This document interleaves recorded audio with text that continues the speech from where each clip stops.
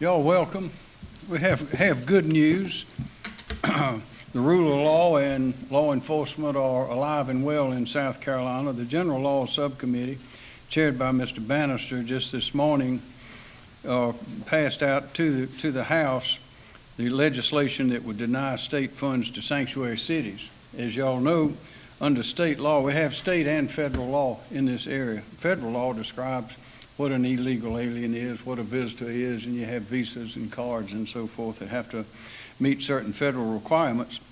But we have state laws that require that officers, agencies, or political subdivisions of the states, when they make an arrest, when they have someone in custody and charged with a criminal offense, they must make reasonable efforts to determine whether that person is an unlawful alien. And then that information is to be provided to the federal authorities. Well, as we've seen around the country, there are some states as well as some cities that have declared that they shall not follow the rule of law. They will not obey those laws. They have the laws just like we do, and they will actually resist the federal authorities in the implementation, enforcement of those laws, and will not allow the law enforcement officers, the state and local law enforcement officers, to enforce those laws. So in South Carolina, we are determined to live by the rule of law. If we don't like the laws, we change them. If we want the laws, we pass them. But it is part of our culture and heritage to stand strong for law enforcement and the law in South Carolina. So this bill provides that a verification for each municipality that must be made every year to certify that they are complying with the law. And it will be, the certification will be conducted by the State Law Enforcement Division. And it's just one more way for South Carolina to say that we stand by the law in South Carolina. We'll protect our people in South Carolina. The safety of the people is paramount in South Carolina, and we want everyone around the country to know that in South Carolina the law is enforced and that we will not have sanctuary cities in South Carolina.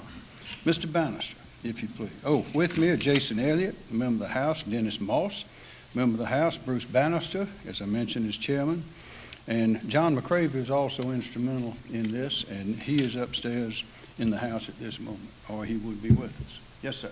Thank you, Governor.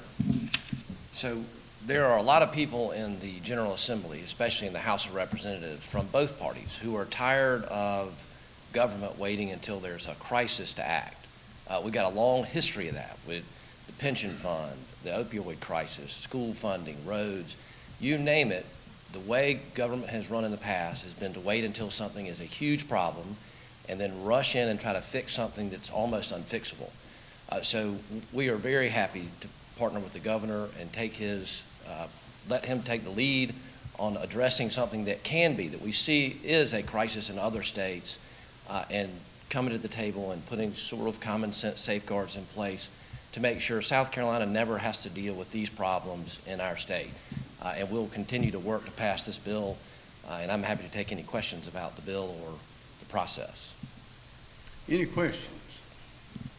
Well, as I'm sure you'll all know, SLED is backlogged in every division they can handle what they got now. So what would you say to this adding more responsibilities on the SLED? So obviously every state agency has to prioritize and do the things that they're charged to do. There's not enough funding to handle the opioid crisis, but nobody's saying let that go. Don't worry about it, SLED. Human trafficking, the child sex predators out there that SLED is working to fight and find and investigate, public corruption, all those things are important things for SLED to be doing, as is this. And if they need more resources, Chief Keel's not shy. He can raise his hand. The budget starts next week. If he says I need some additional resources to make this work, I think that'll be very favorably received in the General Assembly, especially in the House.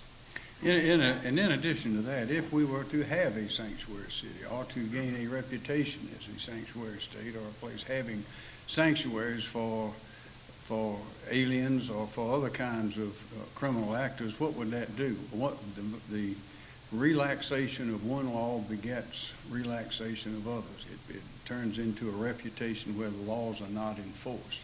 And that draws people, undesirables, into these towns and into these cities. And that's when law enforcement becomes stretched. When we have the sanctuary cities and all that goes along with that, with the other lawbreakers and criminals and felons accumulated in those places because they know that the laws are not being enforced there, then that's when the problems really develop, and that's when the law enforcement is overtaxed. This is a preventive measure. It will save time, save money, and we think save lives and property. I think you actually put money in your budget proposal to add several people to plan to do this. I don't see that in the House Ways and Means plan. You propose an amendment on the floor? So we'll, obviously, the chairman of Ways and Means has reasons, and the budget process is long. So depending on how this legislation moves forward and when it needs to be funded, I think that would be the proper time for Ways and Means and the General Assembly to fund it. Councilmember Mike Cassidy said today in subcommittee that this is a solution searching for a problem.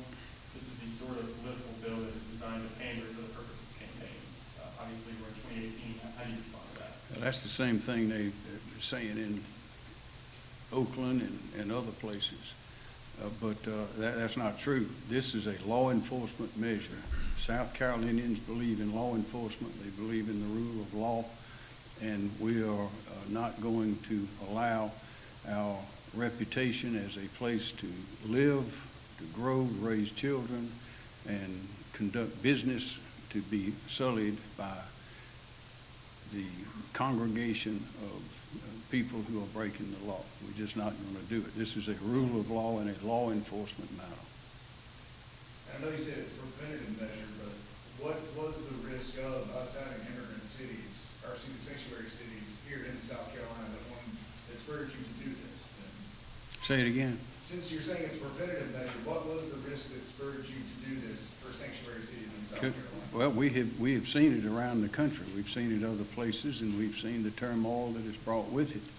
This is a step whose time has come. We've seen violence breaking out not only in the schools but in other places as well. Some people think society is just turning loose and falling apart. We want to be sure that everyone in the country knows that in South Carolina we go by the law. We want to have certified law officers in the schools. We have some of the best training in South Carolina that a law enforcement officer can have. We have a great law enforcement establishment, and we do not want to wait until the trouble has begun. We want to stop it before it begins, and we want to be sure that we don't have any of those problems now. And that's what this certification process will reveal. I guess my question more to more of my question is, do you see it coming to South Carolina? That's what I was wondering about. What do you see coming to South Carolina?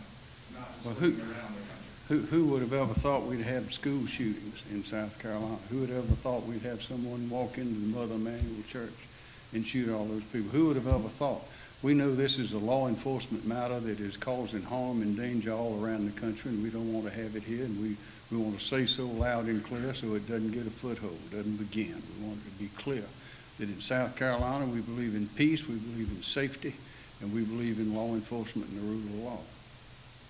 Governor, have you gotten any indication about how bad of a big problem legal immigration is for the state of South Carolina? Is it that big of a problem, or any indication from your law enforcement chiefs about the situation? We know it's present. The magnitude would have to be answered by those authorities, but the point is that we want to be sure that we're following the law in South Carolina.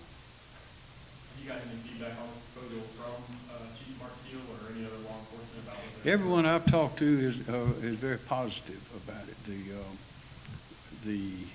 There are some critics, and you've heard from some. Of course, you hear that side of the criticism from the mayor of Oakland and Governor Jerry Brown and those people. But again, we believe in the rule of law. Thank you.